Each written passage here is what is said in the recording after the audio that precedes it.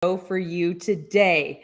So, we are going to talk about not sure why you're not getting those referrals you keep asking for. Maybe it's your customer satisfaction. Let's talk about it.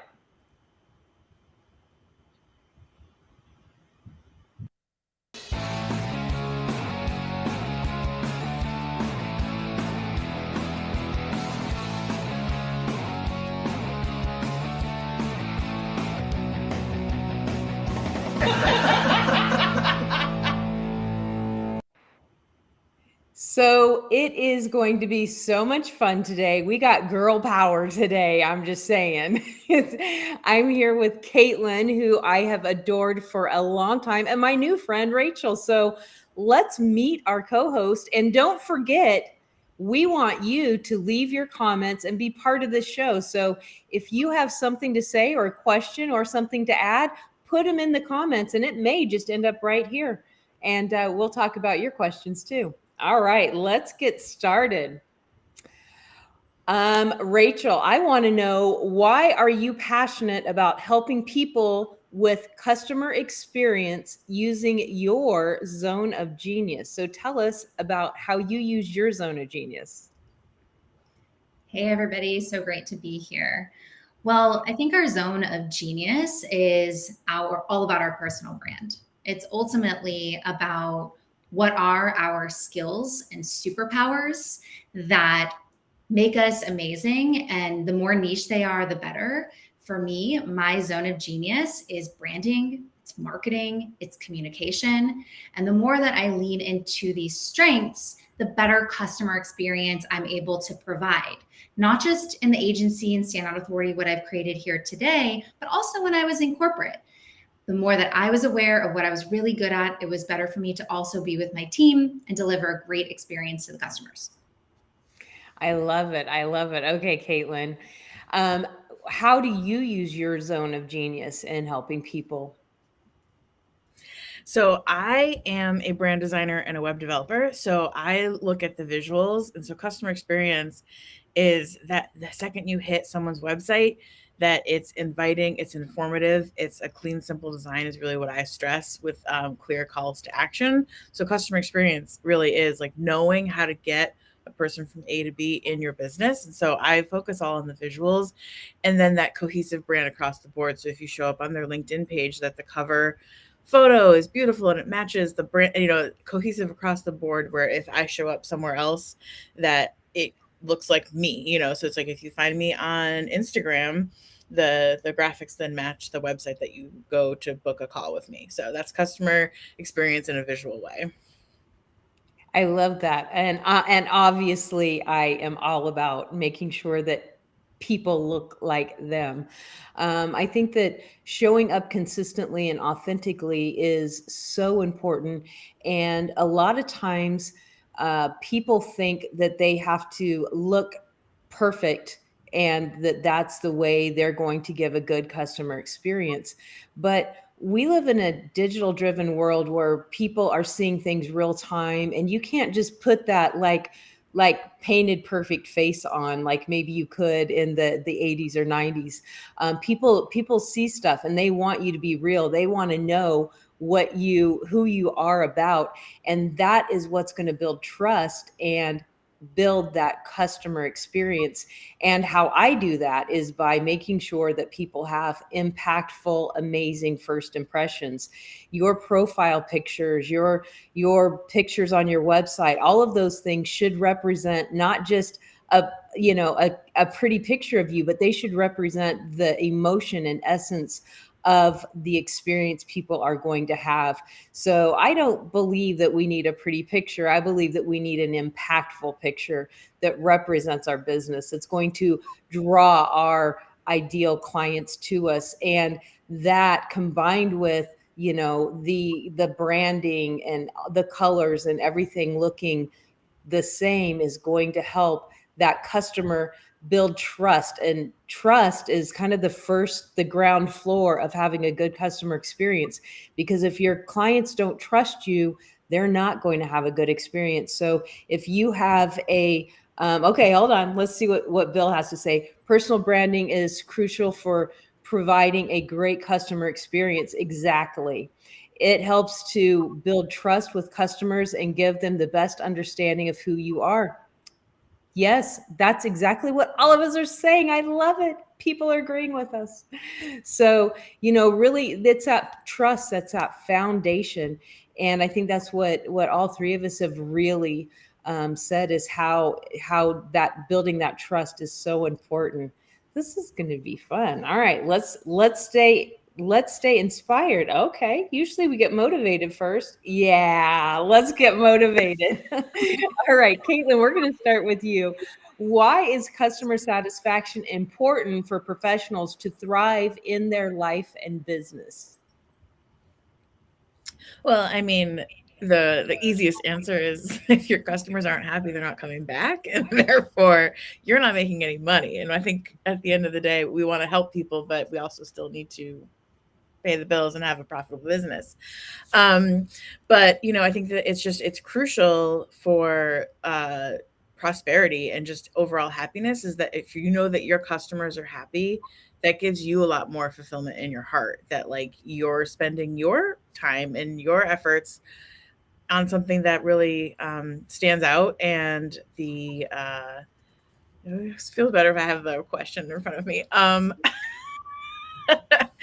So it was customer service professionals. Yeah, I mean, your business thrives on customers. I think that even in the rising noise and conversation about like AI and all that stuff, it's like people are still buying from people, and at the end of the day, that's all part of your customer experience. It's like these are tools, and they're not taking. I mean, they're probably going to take jobs, whatever. But at the same time, using the tools and coming forward and just being yourself and your customers. Yep. And I see a comment of unhappy customers. Tell everyone. So you also want to make sure that that adds to the overall repertoire of your company. Absolutely. An unhappy customer tells everybody. Isn't that the truth? It's great to get those good reviews, but and they may have an amazing experience, but that one person that didn't, they're gonna share. Rachel, I'm gonna ask you the same question. Why is customer satisfaction important for professionals to thrive in life and business?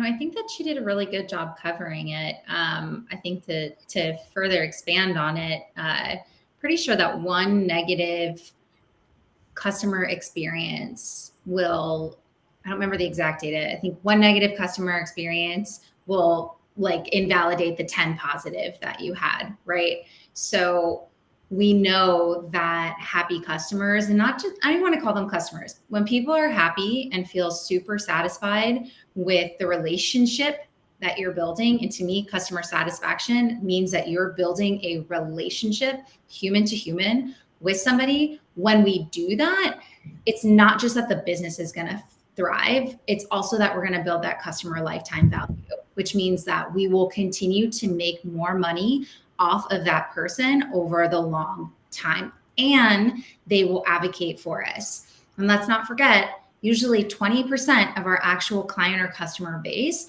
are the people that stay around and drive revenue for us. The rest of them don't. 100%. It's all about relationships. Customer satisfaction is crucial for success. It's all about relationships. So true. Unhappy customers will definitely talk about their experience. That's why it's so important to prioritize customer experience. Um, the thing that I feel is I don't like sales, right? I think a lot of us feel cringy around sales, but yet we all sell things. Like that's literally, I sell my husband on going to do something that I want to do or watching a movie that I want to watch. We sell our friends on going to a certain restaurant or doing whatever that is. And it's all about relationships. And so customer service and customer satisfaction, client satisfaction is about relationships. I really like when that Rachel said that because I believe it's so true. We should be building our business around relationships and around caring for people, not building our relationship around, us, look at me, look at me. It's about how can we serve you, and what do you need, and how can we make your life easier. That's really what it's all about.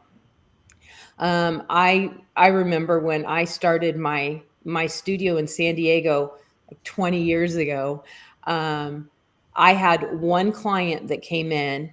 I was struggling to get new clients. I had this one client that came in, and I kid you not, she if it weren't for her, I may have never succeeded, because within a year she had referred 12 people to me that all came in and referred people to me, and that's all it takes, is that one relationship to really blossom. So when you're thinking about your customer experience, know that the more time you nurture it, the more you're going to get from that. I agree, it's all about relationships. Yes, it's all about relationships.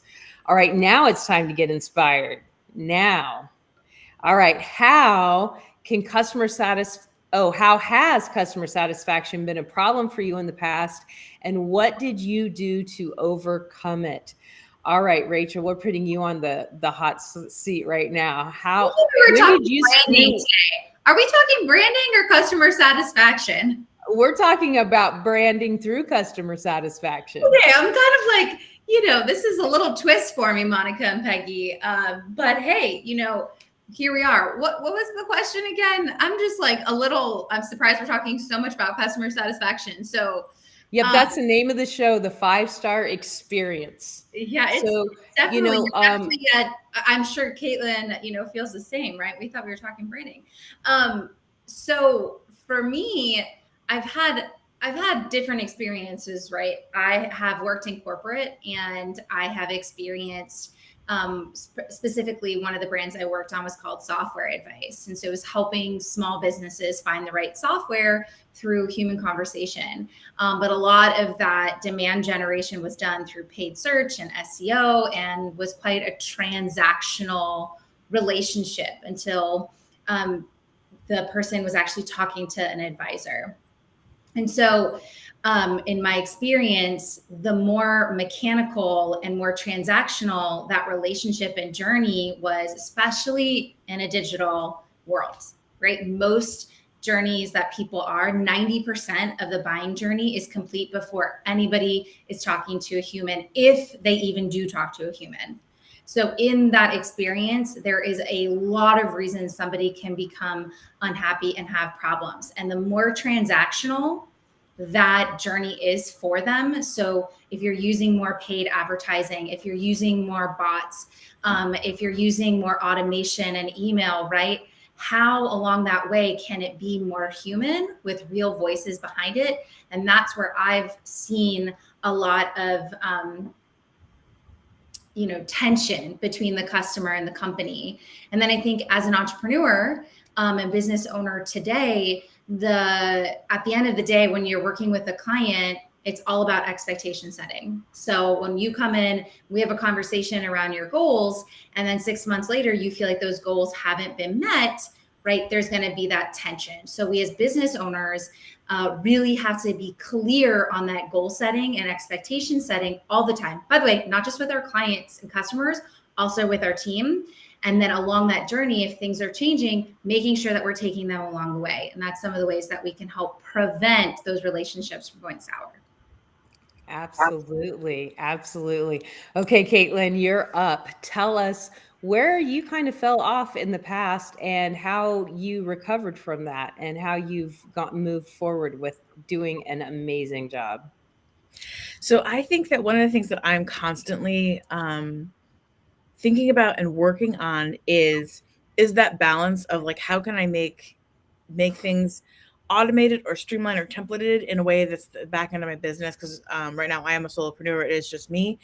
But that customer satisfaction. And so one thing that's come up a couple times, and now I am currently working on how to pivot the client experience after you've booked with me, is I involved a tool that helped collect all the copy and the things. And the tool is so great for me. I love it, but my clients struggle to use it. And so the customer satisfaction and how I overcome it is just like to notice that like in the end, what I thought was going to save time and be so easy for everyone to use is not. And so now it's like to go back and keep things simple, which, I always say I advocate for simple design and simple user experience when it comes to websites. And now I need to keep the process of getting from A to B with building like websites are a lot more work and more complicated than I think people think to build something out of nothing.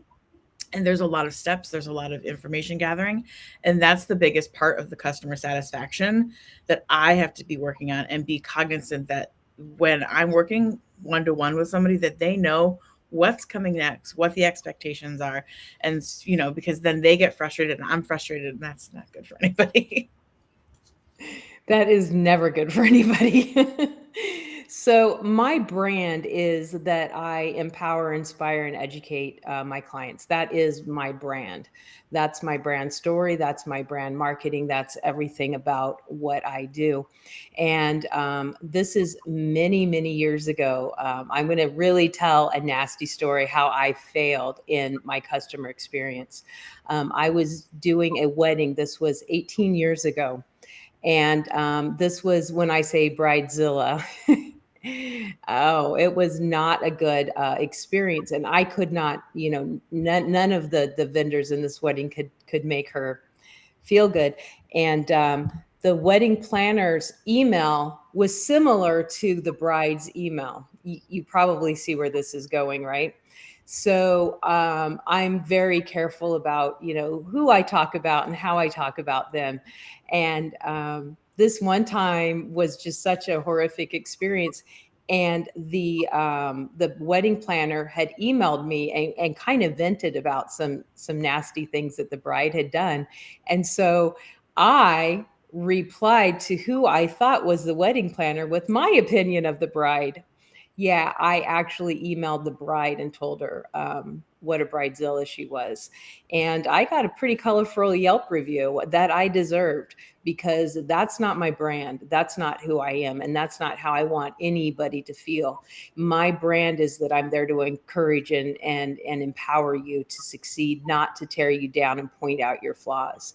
So that was a really hard lesson for me to learn, because I knew better. It was just a human moment of being an idiot.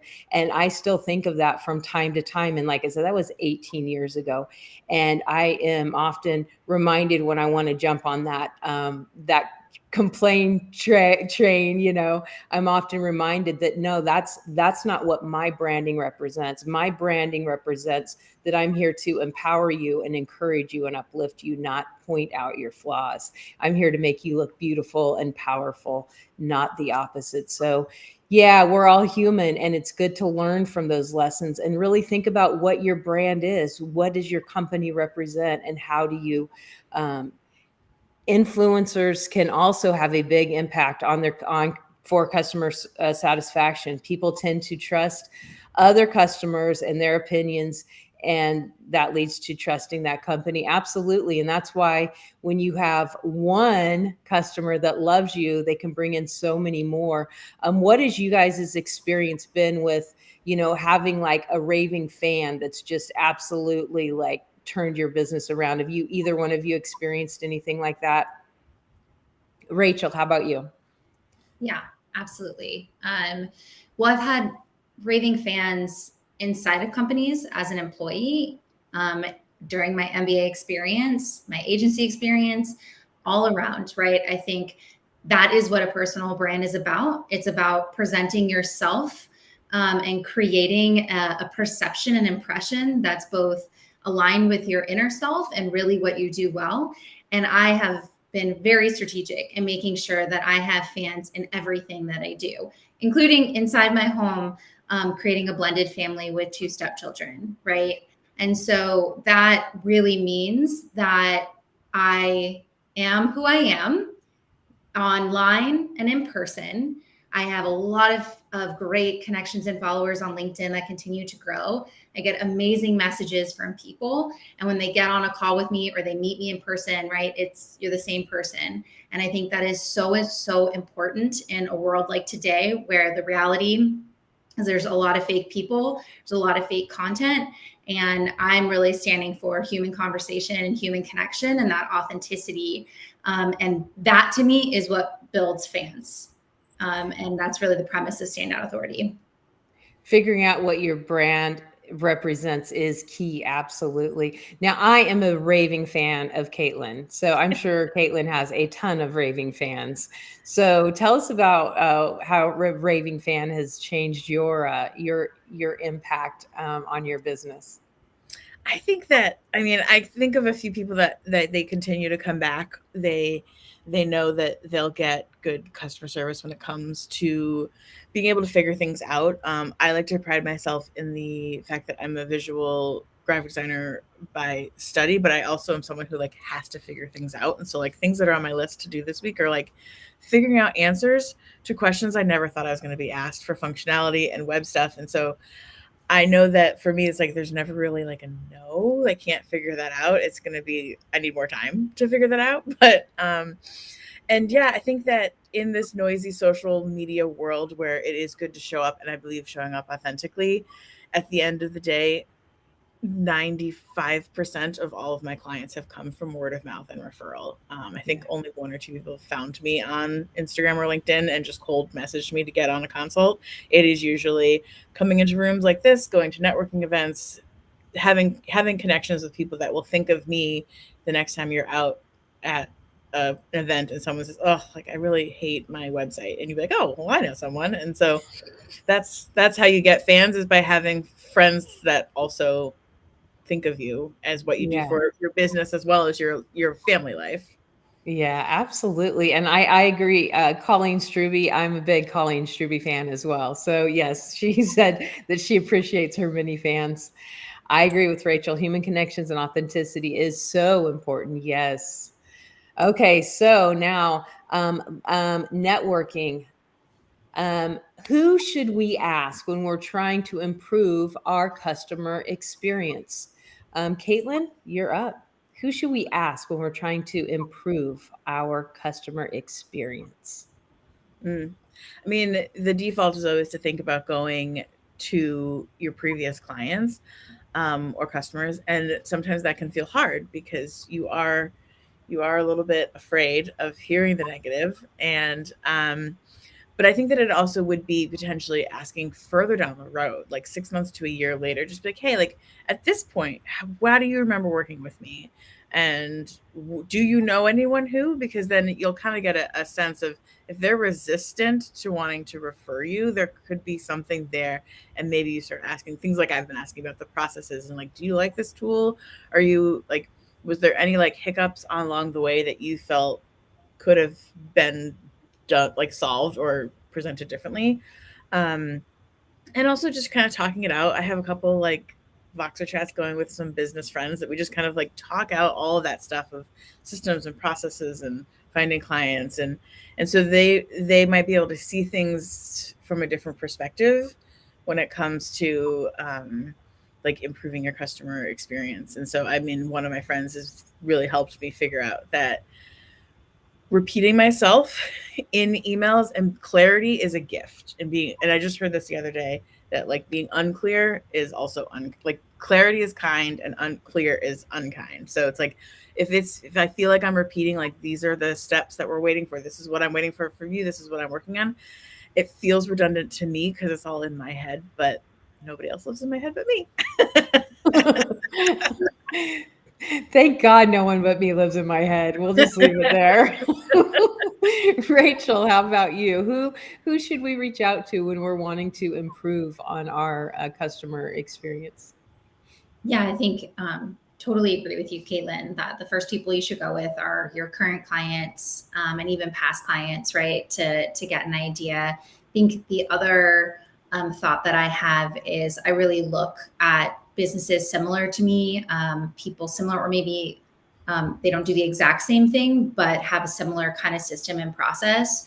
And I'm really excited about what they've created, right? They're kind of at that next level monetarily, scale, et cetera, and going to them and really learning the processes that they have. to me is just some of the best learning possible, like almost like that mentorship, right? And same with you, Caitlin, right? Being, whether you're part of a mastermind or groups or whatever, that wherever you can find those people is just so critical to help in the process. Absolutely. I think what both of you said is absolutely vital. Ask your clients that you're working with now, ask your clients that you worked with in the past, and look at people that are already, done that, gone down that road. But here's something I think that a lot of times we forget to do, and that is be our own client. Like every few months, I go through and I Google, photographers in my area, and I find my website and I click on it and I think, now if I want to book this person, how hard or easy is it for me to get a hold of this photographer? And then once I book, what happens? Is it clear what time my appointments are? Is everything clear? Do I know what I'm supposed to do to get there? And I really walk through my own process as if I were my own client, because if I can't figure out my own process, knowing it, then my clients are going to get lost in the process as well, and they're not going to have that smooth of a experience. And sometimes you have to go in and put in your information and see how the automations come in. Like if you have reminders and things, see if they're annoying or if they're worded correctly, because we set things up and then we change the way we do things, but we forgot that we had this one thing going out telling them something completely different, and it throws them off. So taking the time to walk through, and it is something that we have to stop and consciously, it's not something we like. I don't like to do it because it's like, well, I made it, I know how it works, but we don't. We don't. So experience your service as if you were your own client. I think that's a really good way to really see what people are actually experiencing, but also absolutely talk to, listen to the feedback, listen to, and let them, give them a space that they can give you negative feedback. Like, was there anything that was like confusing? Because it would really help me if you told me, anything that was, not the best. And then reward them for their kindness. All right, power round. Are you guys ready? One last tip. This is the speed lightning round. One last tip: how to build your brand by focusing on your brand story. All right, Rachel, go for it. I'd say the one tip for building your personal brand is to focus on your current and past experiences. Focus on what you do really, really, really great. Back to what we were talking about, that zone of genius, not who you want to be, not the job that you want, not the client that you aspire to have. What are you really great at doing? What credibility do you have? What evidence is there of what you've done? And use that at the center of building your brand story, and then layered with your why, how you got there, what you like, what you don't like, right? What you're passionate about. But we have to come from a place that is actually true, based off of what we truly are capable of doing. And that is something people really miss in building their brand story, because they're trying to appeal to an audience versus trying to just be themselves. Awesome. And we got a bonus tip in there because the question was actually how to focus on your building your brand through customer experience, but the question was in wrong. So we got a bonus tip in there, you guys. So Caitlin, how would you focus on building your brand through focusing on customer experience? I mean, I think I think at the end of the day, customer experience is a quality customer experience is the direct line to being a referral or to be a repeat customer. And so if you are, I loved what you just said about trying to see your business through someone else's eyes. Like, if I go to your website, do I know what I'm supposed to be doing? How I get on a call? Are there reminders? And so the customer experience is from like point A to point B, and mapping it out and really thinking about where in there you can put your brand voice in each step. So yes, using automated systems with the automated reminders, but making sure that they sound like you and they're not just the generic ones that the system auto populates for people, and finding ways to really add a little like color and flair to the systems will help increase the customer experience to then turn into referrals or repeat business. And so your brand customer experience is just as much of your brand as every other aspect of your business. Absolutely. I love that. Customer service is just as much a part of your brand as anything else is. And I agree 120%. I think that I have built my brand around customer service. I think I've told the Ron story Stoffer before. You know, my dad was an entrepreneur, so I grew up in an entrepreneurial home, and his word was the most important thing to him about his business. If he quoted somebody a price lower than what he should have, he would always stick to his word because his integrity and his word was his brand.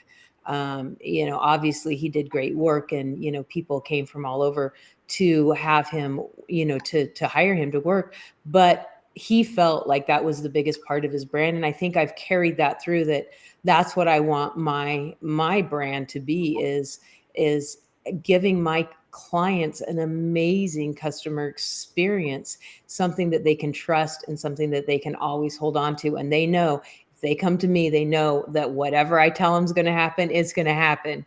And we're going to get through this together. So I think that that's really important to really identify. I think one of our listeners put that in the chat earlier. Knowing what your brand is key, like understanding what you want people to experience, because if they don't understand if you don't know what you want them to experience, how are you going to know if they had a good experience? That was a really long one tip. Sorry, guys. Sorry. I'm the one that went off the rail on the one tip thing. Jeez, I tell you what, it is just too much fun hanging out with you guys. That's what happened. So it is time for announcements, and I can't wait to hear what Rachel has going on. So Rachel, tell us what's going on in your world. Well, I'm pregnant on a personal level, so I'm expecting. But Standout Authority, we're really hyper focused on building your personal brand. We work with amazing business owners and entrepreneurs, and whether we're helping you one-on-one or bringing you through our experience, our goal is to really help you become a standout authority, stand out in your niche, and really be the thought leader that you're meant to be for this world. So the most important, best place to do that is LinkedIn. That's where we're hyper focused on, since it's the only business professional platform. And what we've crafted is a LinkedIn headline analyzer. Really quick, go on there, and that will help you craft a LinkedIn headline that is going to say, to help you with who's your audience, what you do, and what's the outcome. So kind of taking all of that branding and getting it into a really significant and simple line. So please go to quiz.soauthority.com. You can get that free help, and would love to stay connected on LinkedIn.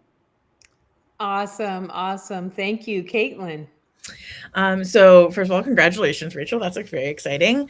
And I am a brand designer, web developer, and I would love to offer a free website audit, a visual one. So if you want to book a coffee chat with me, and then in the little like extra thing, just put MinkLife and your URL, and I'll give you a quick sort of audit of what I think is working, where I think I could see some improvements, and just start the conversation. No obligation to do a consultation or anything, just a free website audit to kind of, if you wanted to get a new set of eyes on your website.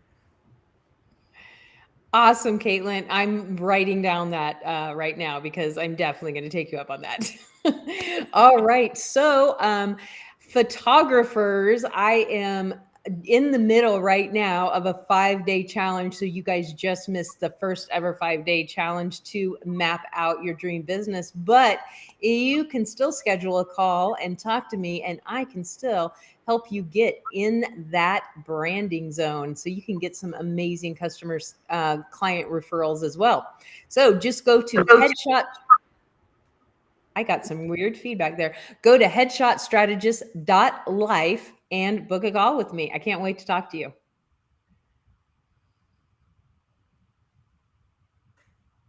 And Monica, there we go.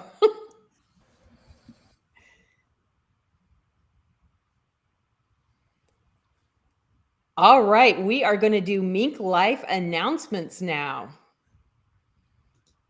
All right, so pressing the mute button is helpful. Hi guys, this was a great show. You guys did a fantastic job. I'm just here to give you some quick announcements about how you can stay in touch with us here at MinkLife Motivation. If you enjoyed the show today, guess what? We do this twice a week. That's right, 9 a.m. Pacific time, and on Wednesdays, and Thursday at 2 p.m. Pacific time. Join the conversation like you did today. Leave your comments in the chat, and you will see your things pop up. If you like this, but you're like, hey, I can't sit here and watch, I got to be on the go.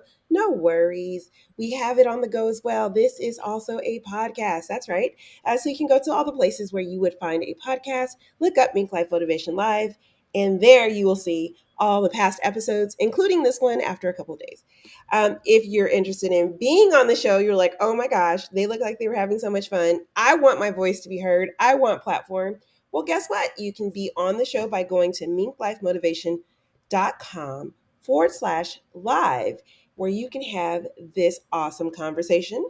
Tomorrow, we have our last show of the week, which is Boost Your Influence with Colleen Struby, where we will be talking about how all this works with networking. Back to you. Yay. Well, thank you both for being on the show with me. I so had fun. And I guess we will see everyone back here, the same place tomorrow at 2 p.m. Pacific with Colleen Struby. Bye, guys. Bye. Yeah.